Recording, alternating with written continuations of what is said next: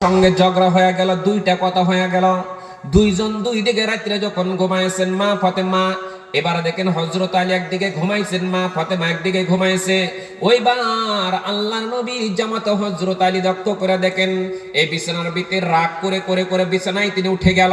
এইবার দেখেন মা ফাতেমা স্বপ্নের ভিতরে দেখে আমি ফাতেমা জাহান্নামের কিনারার মধ্যে দাঁড়ায় আছি।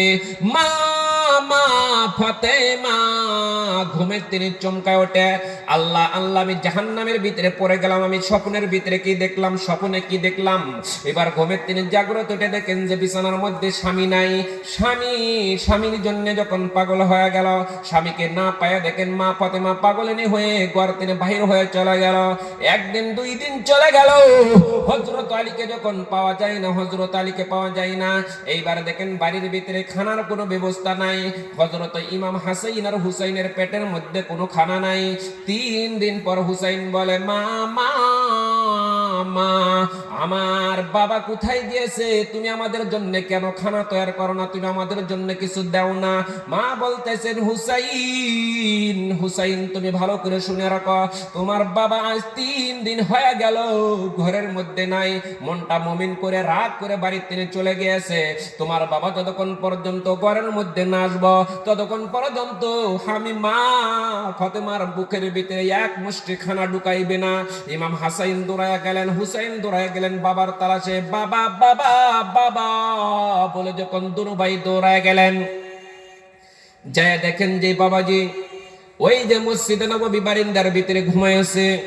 মসজিদে নববীর বারিন্দার ভিতরে যখন ঘুমাইছে, দুই ছেলে এবার বাবার শিকানে বসে কান্দে, বাবা ওঠো ওঠো ওঠো। বাবা দেখেন বিছানার মধ্যে তিনি উঠলেন না। এবার মা খবর শুনলো, মা আসলেন। মা ফাতেমা চোখের পানি জোর জোর করে ছেড়ে ছেড়ে, এইবার দেখেন মা ফাতেমার চোখের পানি যখন হযরত আলীর নাকের ঢোকার মধ্যে পড়ে গেল। এই সময় হযরত আলী ঘুমের তিনি চমকায় উঠলেন। ওঠার পর যখন বাড়িতে গেলেন, বাড়িতে যাওয়ার পর দেখেন সকালবেলায় বিশ্বনবী এইবার দেখেন হযরত মা ফাতেমার বাড়িতে যা মা মা মা বলে ডাক দিয়েছে, ও মা তুমি ঘর থেকে বাহির হয়ে যাও রে মা। এবার ঘরের থেকে বাহির হয়ে মা ফাতেমা জোর জোর করে চোখের পানি ছেড়ে ছেড়ে এইবার দেখেন আল্লাহর নবীর সম্মুখে এসে বসে পড়লো। আল্লাহর নবী বলতেছেন, ফাতেমা তুমি কি জন্য তুমি চোখের পানি ছেড়ে দিয়েছো?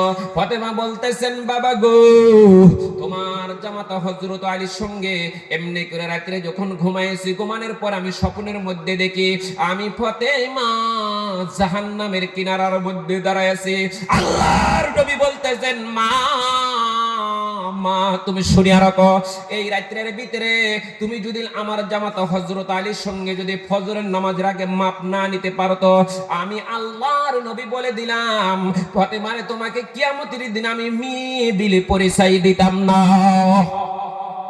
যে ফাতেমার কথা বলেছে জান্নাতের সরদারিনী হবে, সেই মেয়ের কথাও বলেছে তুমি যদি স্বামীর সঙ্গে 3 দিন হয়ে গেত, যদি ফজরের নামাজের টাইম হয়ে গেত, তোমাকে আমি মেয়ে বিলে পরিচয় দিতাম না। আজকে আমি সলিমুদ্দি কলিমুদ্দির স্ত্রী, স্বামী 4 লক্ষ টাকা হজ করেছে, স্ত্রী ভাবছে আমার জান্নাতি, ভাবে না নাই বাবাজি।